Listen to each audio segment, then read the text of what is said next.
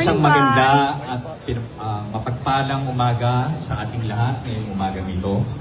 Ang tanggapan ng taga-usig ng Maynila o ang Office of the City Prosecutor of Manila ang siyang naatasang manguna ngayong umaga nito sa pagtataas at pagbibigay pugay sa ating bandila. Ang ating programa ay mag-uumpisa sa pag-awit at pagtataas ng ating bandila na pangungunahan ni Binibining Faith Cabebe sa saliw ng Banda ng Maynila. Ito ay susundan ng isang panalangin na pangungunahan ni Atty. Glenn Mendoza. At ito ay susundan ng panunumpa ng katapatan sa watawat ng Pilipinas na pangungunahan ni Atty. Raistel Macairan. At ito ay susundan ng isang awit ng Maynila. Pag-awit ng Maynila na pangungunahan muli ni Binibining Faith Cabebe. At ito ay susundan ng panata ng Bagong Pilipinas muli sa pangunguna ni Atty. Raistel Macairan. Ito ay susundan ng isang himno ng pag-awit ng himno ng Bagong Pilipinas. Sine-check nila. At ang maikling mensahe ay manggagaling kay Deputy City Prosecutor Maria Jean Sarmiento. Pati na rin ang pagpapakilala sa ating mahal na punong lungsod. At panghuli, tayo ay makakarinig ng maikling mensahe na manggagaling sa ating punong lungsod.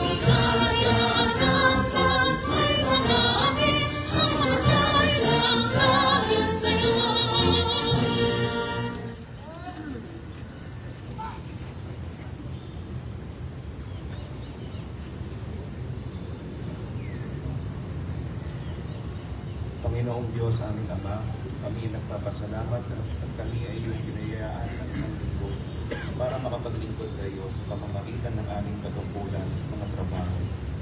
Kami ay nagpapasalamat at binigyan niyo kami ng pagkakataon upang makapagtrabaho ayon sa iyong kagustuhan. Patnubayan niyo po kami, Panginoon, at gabayan sa aming mga trabaho nang kaming makapagtrabaho na may paninindigan, pananagutan at may patungo sa kabutihan. Hinihiling din namin, Panginoon, na sana ang aming mga trabaho ay maging daan din upang kami ay mapalapit sa iyo.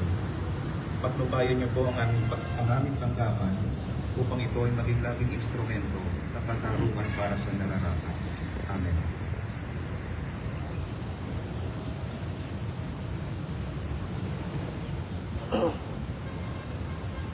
Itaas po natin ating kanang kamay at sabay-sabay bigkasin ang panunumpa sa watawat. Ako ay Pilipino, buong katapatang nanunumpa sa watawat ng Pilipinas at sa bansang kanyang sinasagisag, na may dangal, katarungan at kalayaan na pinakikilos ng sambayanang makadiyos, makatao, makakalikasan, at makabansa.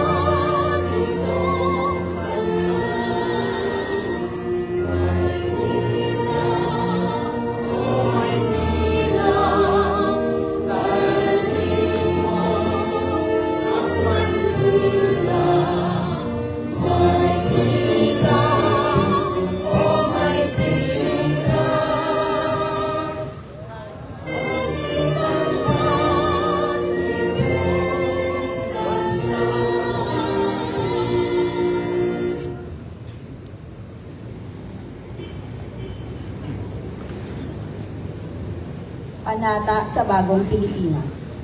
Bilang Pilipino, buong pagmamahal kong isasabuhay ang bagong Pilipinas. Buhay sa aking dugo ang lahing dakila, magiting at may dangal. Palaging dadalhin sa puso, isip at diwa ang aking pagmamahal sa kultura at bayang sinilangan. Kaisa ng bawat mamamayan, iaalay ko ang aking talino at kasanayan sa pagpapaunlad ng aking bayan. Taglay ang galing na naaayon sa mga pandaigdigang pamantayan. Magiging instrumento ako sa pagsulong ng kagalingan, karunungan at kapayapaan. Makikiisa at makikilahok ako sa mga adhikain ng pamahalaan dahil ang kaunlaran ay hindi lamang responsibilidad ng iilan. Isusulong at pangangalagaan ko ang karangalan, kalayaan at interes ng aking minamahal. Bilang Pilipino na may pagmamahal, pakialam at malasakit. Hindi makasarili, kundi para sa mga nakararami. Tatahakin ko ang landas tungo sa bagong Pilipinas.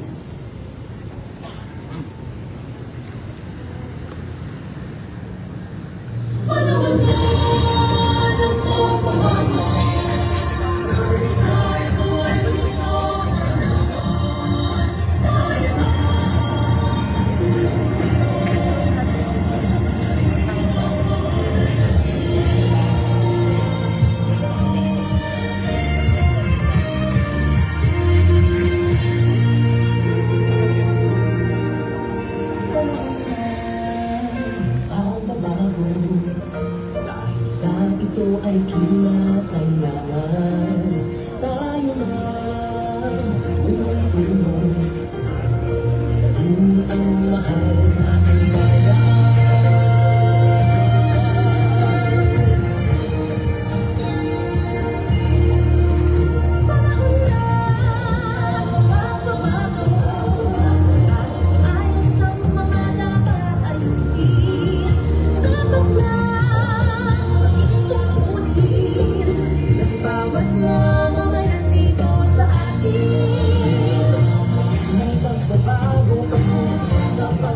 So, magsikap ng mabuti at kuminhawa tayo.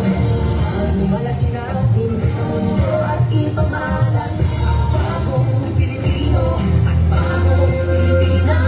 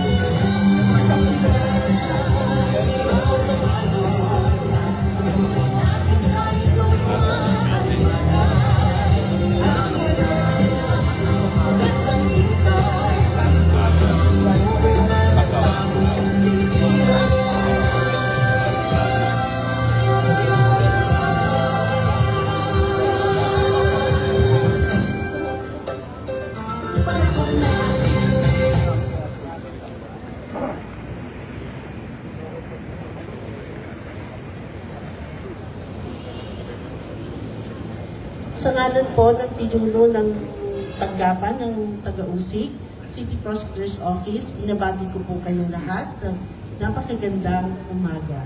Good morning po. Pero special po sanang babatiin ang ating ama ng lungsod ng Maynila, ang kagalang-galang na Francisco Isko Moreno Dumagoso, sir. At of course po, ang ating vice alcalde, si kagalang-galang na Chi Atienza, 10 po ng lahat ng mga konsehal, at of course, ay lahat po ng heads of offices ng iba't ibang departamento ng lungsod ng Maynila. Nais ko po sanang ipresenta sa inyo ang bumubuo ng tanggapan ng taga-USI. Palakpak naman po. Maraming salamat po, Mayor, sa pagkakataong ito na kami po ang mag-lead at manguna ng ating flag raising ceremony dahilan po sa nais po namin personal na magpasalamat sa inyo at sa ating Vice Alcalde at mga konsehal sa patuloy na pagpapahalaga ninyo sa aming tanggapan. Lubos at sapat po ang suporta na binibigay ninyo sa aming tanggapan. Kaya naman po sinisikap namin na ito po ay tapatan ng maayos, ng epektibo at mabilis na serbisyo.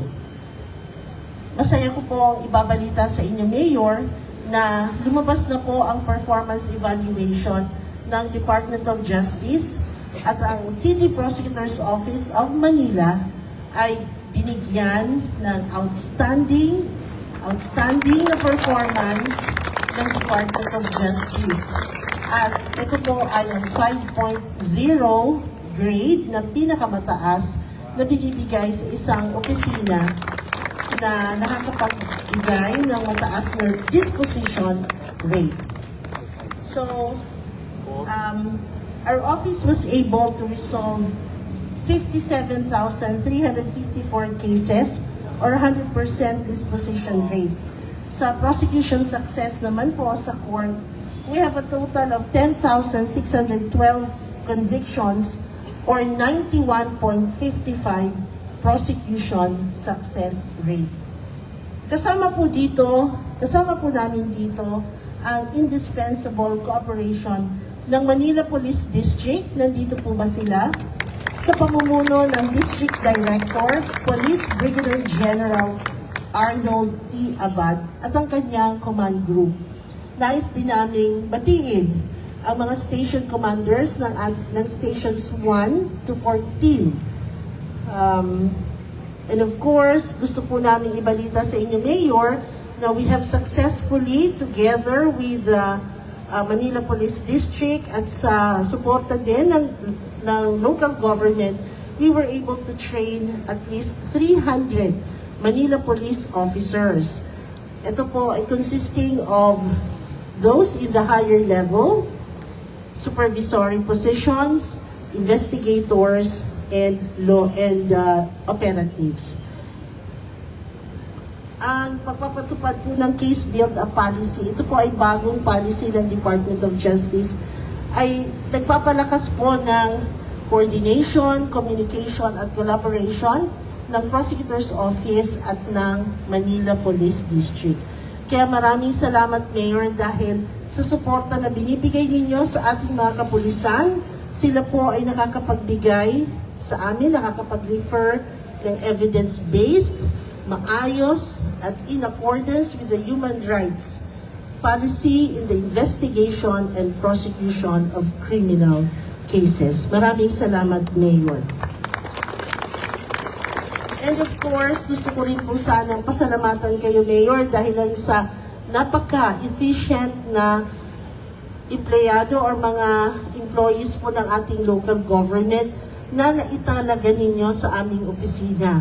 Palakpakan po natin ang staff ng local government na nakatalaga sa aming opisina. Ito po ay sa pamumuno ni Miss Eileen Vedal at Miss Lilibet Perez. Maraming salamat po. Hindi po namin ma-attain ang 100% disposition rate kung wala po sila. Napakahalaga po nila sa amin. At gusto rin namin iulat sa inyo, Mayor, na ginawaran din po ng Department of Justice ng Certificate of Recognition ang City Prosecutor's Office of Manila being compliant with the requirements of the Anti-Red Tape Act. Maraming salamat po. Ilan lamang po ito sa mga hakbang na patuloy na pinapatupad ni City Prosecutor Jovan Lim upang maging maayos po ang aming serbisyo sa lungsod ng Maynila. Makakaasa po kayo, Mayor, na patuloy namin iigtingin ang aming maayos na serbisyo para naman po matapatan namin ang full support na binibigay ninyo sa aming tanggapan. Maraming salamat po. And of course, dumating na po tayo sa bahagi na inaabangan natin. Meron po bang announcement ang ating mayor? Ito po ang pinaka-inaabangan ng lahat na bahagi ng ating programa. I'm very proud to present and introduce ang ama ng lungsod ng Maynila, ang kagalang-galang na Mayor Francisco Isko Moreno Dumagoso. Sir?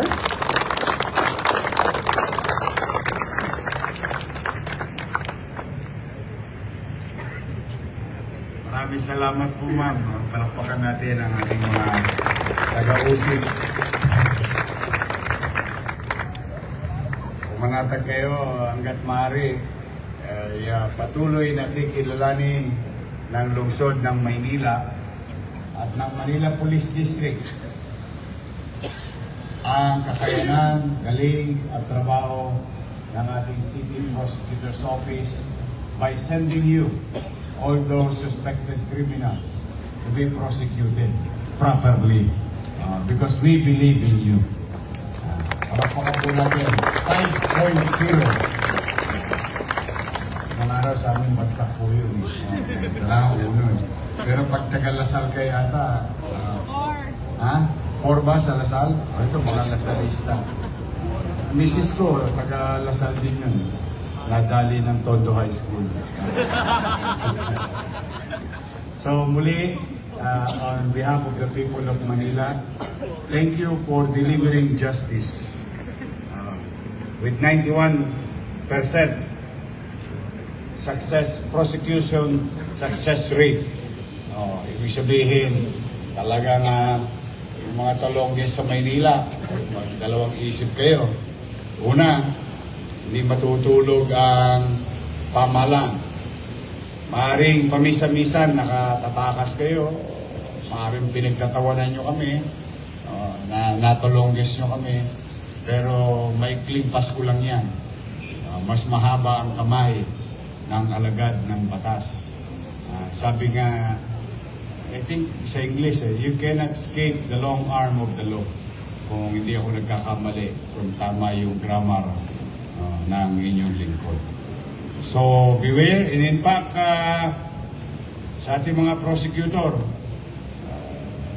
yung pinanawagan kong basag kotse gang, mamaya ipadadala ko sa inyo. Buti naman nagtino yung mga yon. Sabi ko sa kanila, sumuko na sila. So kung sino man yung mga taga Sampaloc dito, mga shoutout, mga bata Sampaloc.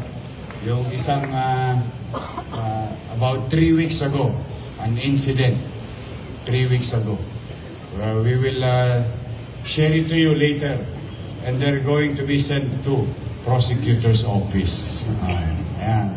So muli, good morning. Good morning.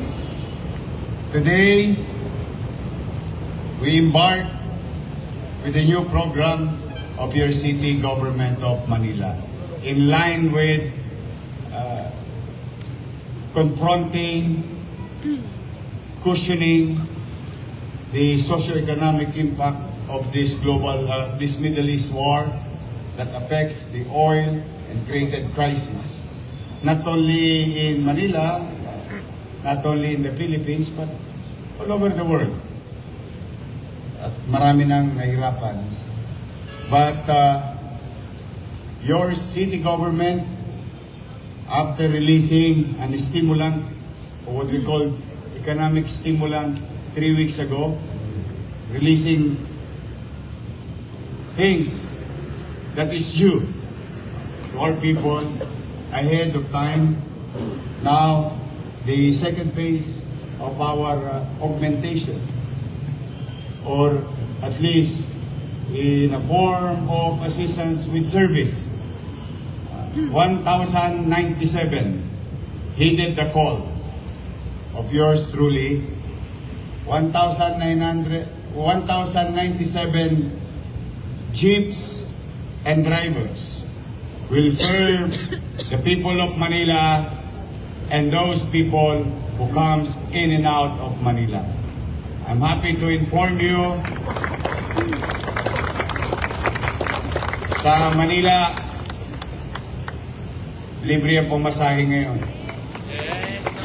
May tumama na ba sa inyo? Ha? Mga taga Pandakan, o mga taga Santa Ana, Balik-Balik, Lumentri. Kaninang alas 5 ng umaga, nakita ko na yung mga report, no, ng ating MTPB. Ito ay programa ng inyong lungsod at inisip namin na tugunan yung hirap na dinaranas ng taong bayan, lalo na ng mananakay. Mga sumasakay, papasok sa trabaho, tulad ninyo, papasok sa eskwelahan, o kung ano mang kanilang lakad ngayong araw na ito. From District 1 to 6, I'm really grateful to the jeepney drivers and their operators heeding the call of your city government. Pero habang ang mananakay ay mag-enjoy or at least benefit from it for the next 5 days, starting today, tomorrow, then we stop on Wednesday, then we resume next Monday, Tuesday, and Wednesday, amounting to almost 20 million pesos worth of taxpayers' money. It will serve their gasoline needs. 3,000. Hiniram po natin ang mga driver at operator or jeep. Kumita ang driver, at the very least, I can honestly say, a little over 1,000, depende sa kanila. Because before the oil crisis, I was told and informed by some of the drivers, they are making about 500 net a day. But after this, now there is crisis, they're only earning about 200 to 300 pesos. The boundary is about 500 pesos. Pamisan-misan daw sumasala pa yung driver. Kaya ginagawa ng ibang operator 300 pesos na lang. Misan pake pa. Pake usapan. And about 1,000 and 1,500 worth of diesel. So we opted to provide guaranteed income for the operator. Matutulog siyang mahimbing na mababayaran yung kanyang boundary. The driver ay panatag siya, hindi na kailangan magharabas o maghabol. Mas ligtas ang pasahero. At least bare minimum of 1,000 pesos. Almost 5 times over or 4 times over or at least 3 times over of his regular income. O gasolinahan, mabibentahan ang negosyo sa Maynila. At higit sa lahat, humigit kumulang 100,000 taga-lungsod ng Maynila will be served today for free ride. Libreng pamasahe. Ako naman ay nananawagan sa ating mga driver. Bagay na ipinagmalasakit na kayo ng pamahalaan. Binigyan kayo ng kapanatagan sa kita sa susunod na 5 araw. At ganun din sa ating mga operator. Ako'y buong kababaang loob naman na nakikiusap sa ating mga driver. Ipagmalasakit ninyo ang ating kapwa. Total, wala ka ng tosgas eh. Kampante ka. Nung kami nag-uusap, sabi ko, walang requirements. Sabi ko sa kanila, kung paano kayo lumabas nung naghahanap kayo ng pasahero. Ganun lang ang gagawin niyo. And I hope, patuloy na umiral sa lungsod ng Maynila, kahit man lamang dito sa atin, ang pagmamalasakitan sa ating kapwa. And to them, please extend extra step or extra mile for our riding public. Lahat tayo gusto maghanap buhay. Mas mahirap tumayo sa loob ng SM department store ng maghapon. Uuwi ka na lang, nakatayo ka pa rin sa kalsada kasi wala kang masakyan. Papasok ka, kinakabahan ka, kung naisubi mong pera, kakasya pa sa pamasahe at panchicha.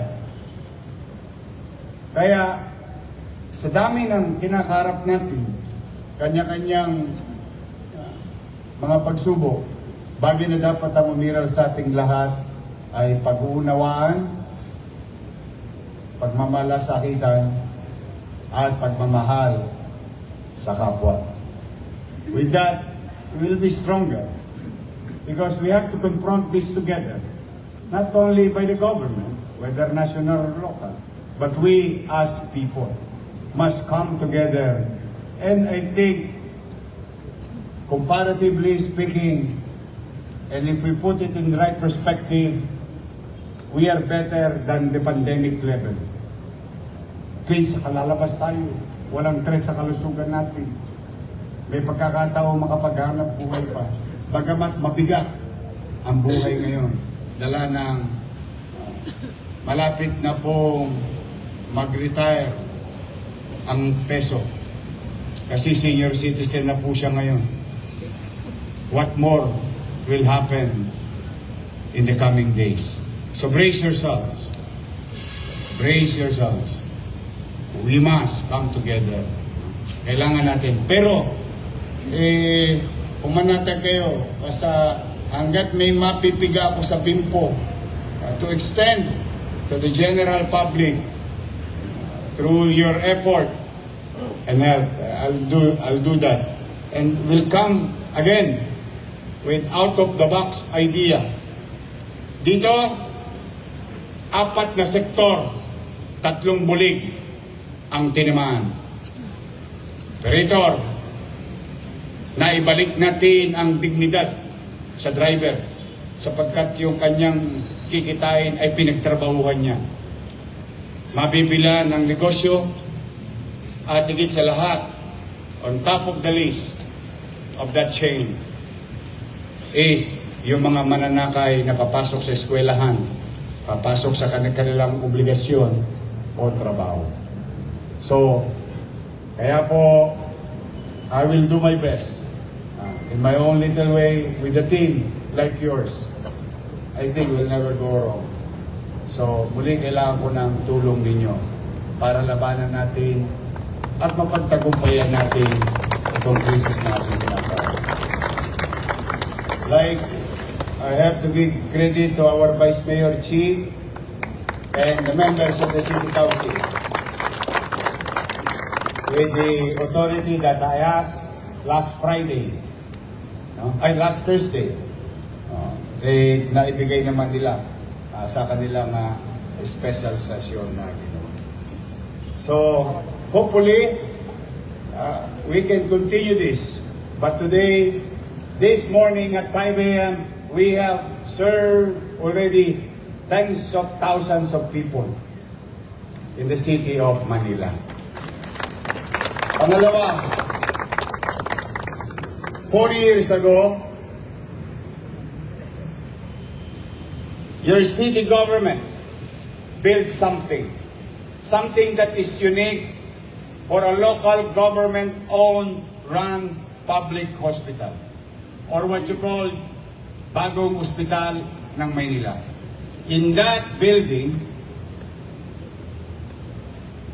there is a portion, a facility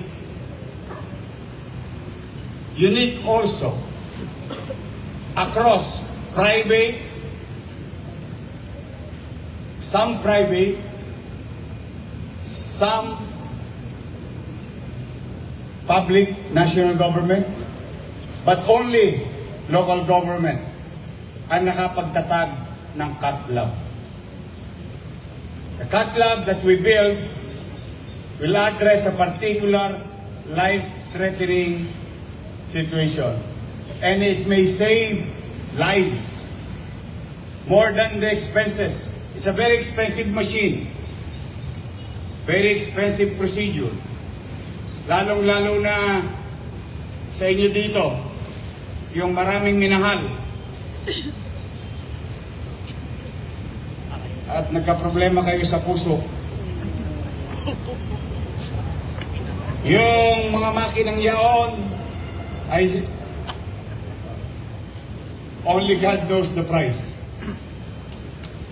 But as I have said, I don't mind spending millions of pesos just to save one life. At least one. But, you know, nawala po ako sa public office eh. Na-PMA po ako. Buti nga si Jess, hindi na-PMA eh. Nagtuloy si Jess eh. Natuloy-tuloy ka, Jess. Na-PMA ako ng 3 taon. And I thought, more than anything, itutuloy yun. But it did not function. The machine was there. The facility is there. Our doctors and nurses or medical frontliners were trained to conduct angiogram and angioplasty. So thanks to you, maraming salamat sa inyo, mga batang Maynila, mga nanay tatay ko at minamahal kong lolo at lola. Maraming salamat sa inyo at binigyan niyo ulit ako pagkakataon. So immediately when I assumed last July, I went and talked to Director ng Manila Health Department, Grace Padilla. And I said, patakbuhin niya. Hindi ko yung binili para i-display. Ironically, why not? Then it did happen. Last quarter, we inaugurated for purposes of operation yung ating cat lab sa Ospital ng Maynila. And we have served dozens and dozens of patients. Angiogram. Maghanap po kayo ng lokal na pamahalaan. And even some national government, except for, I know, UP, PGH, and Heart Center. That I know. And if you pay for an angiogram procedure, you will spend easily 50,000 to 80,000 pesos. Sinisipat ka pa lang, tinitingnan ka pa lang, tumotosgas ka na. That's how it is. Pag medyo masama ang lagay mo, kailangan ka lagyan ng barbula o sa Tagalog. Pero sa English at science ang tawag doon stent. And you have to go for angioplasty.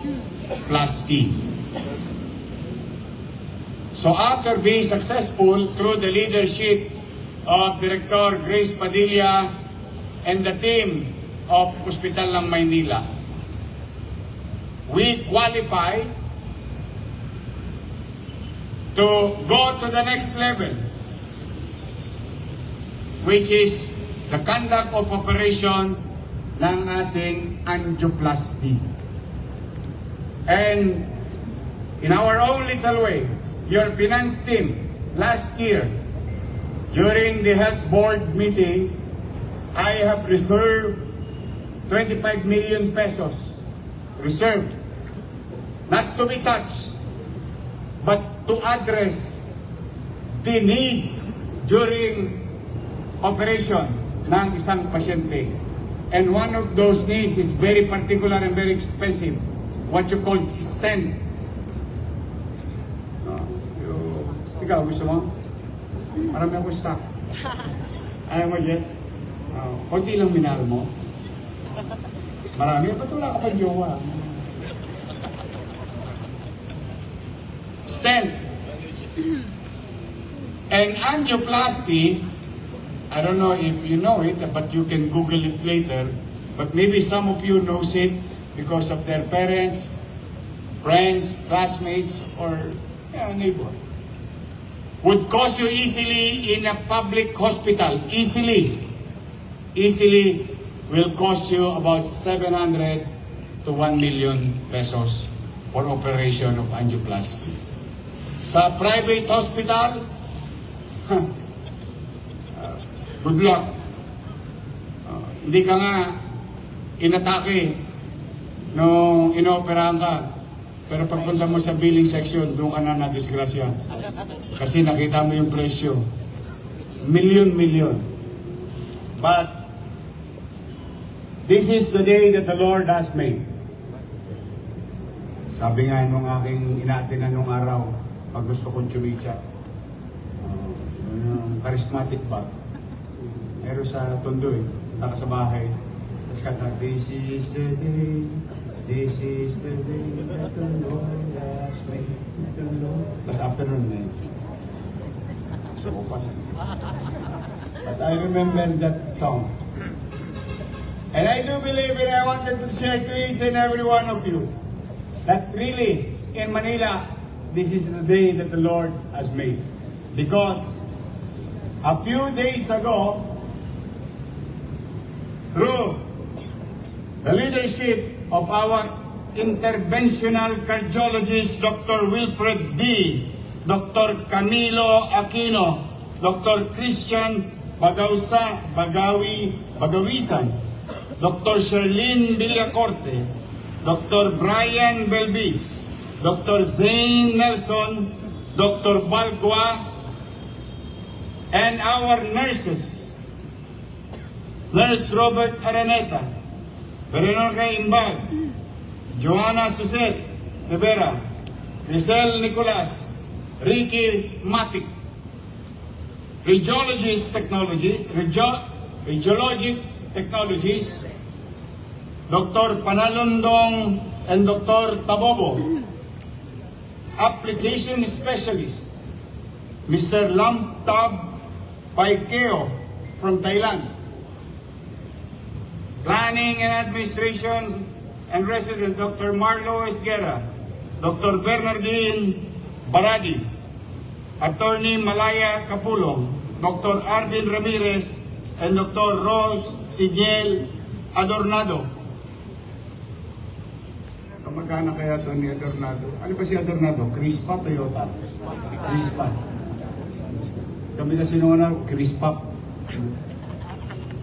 Palit bote, nung solving. Palitan mo yung Crispa.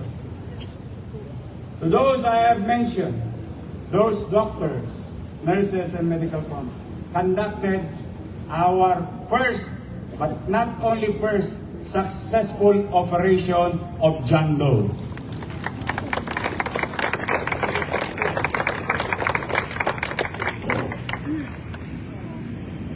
Una, salamat sa Diyos.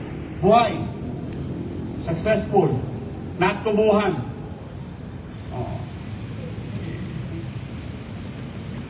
Pangalawa, salamat sa taxpayers of Manila. That's where your money goes or went. Nabuhay ang isang tao. We extended a life. Kaya, sabi ko po sa inyo, sa ating team, sa CatLab, andyan ba sila? Andito? Ayun, halika nga kayo. Dito man lamang in our own little way to appreciate the team. Sabi sa akin ni Letlet Sarkal, nung siya daw in angioplasty, mas maganda pa raw yung makina natin kaysa sa St. Luke's. That's what he said. Siya na angioplasty na. Ay, halika kayo. Thank you very much. Wala bang habang parada ng tagumpay? Baka kayo na susunod. Kaya,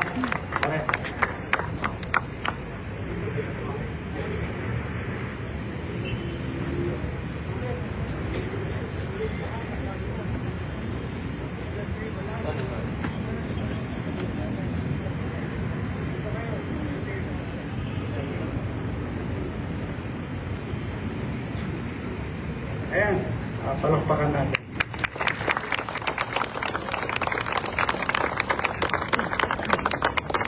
So just imagine, dati parang mission impossible for a public hospital to have this kind of facility. Parang mission impossible kapag ikaw may problema sa puso, halos ikipit balikat mo na lang dahil pangarap lang ang magamot. So now, at least, we can now participate with Philippine Arts Center, UPPGH, and some well-known private hospital that the hospital ng Maynila can also conduct the same very delicate operation with our able professional medical frontliners. Taas ang kamay ng gusto sumunod. Uy, sayang. May libreng barbula. Ito po yung mga malabanan natin.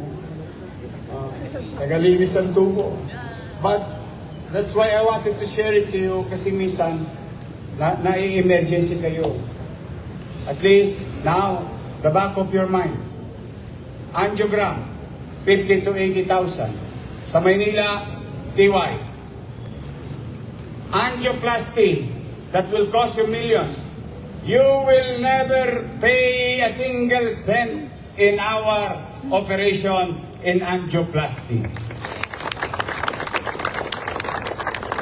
Wala kayong babayaran. Nising ko, bagamat alam natin sa ibang ospital, may yadda. Todits, wala kayong babayaran. Huwag niyong intindihin yung stent. Bibili natin yon. Mabuhay lang kayo. So, to the people of Manila who are watching and listening, you may need this kind of services. A very delicate, very expensive. Your city government has its facility, medical professionals, and able. And the probability is so high that I am so proud to each and every one of you. Thank you very much. Yes.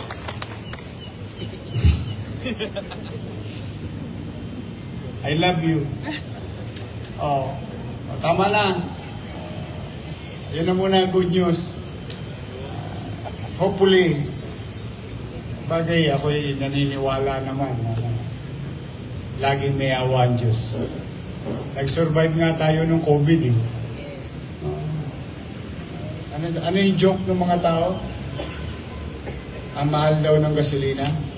Red Horse nga, binibili namin eh. Gasolina pa. But kidding aside, I'm a believer. Hold on. Ano lang, pabahay nyo lang ang PC ninyo. Tingin ko naman, lahat ng bagay may katapusan.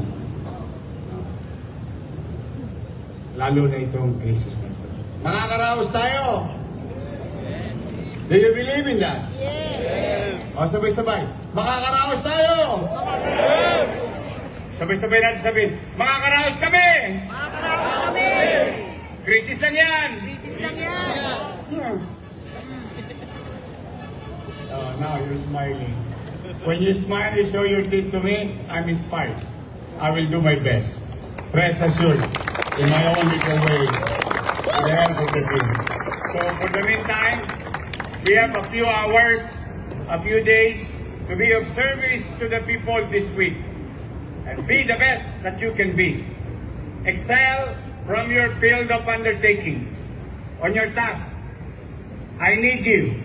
I need each and every one of you to function properly and efficiently so that we as city government, we in the public service can deliver at the very least efficient and aspiring to the best delivery of public service.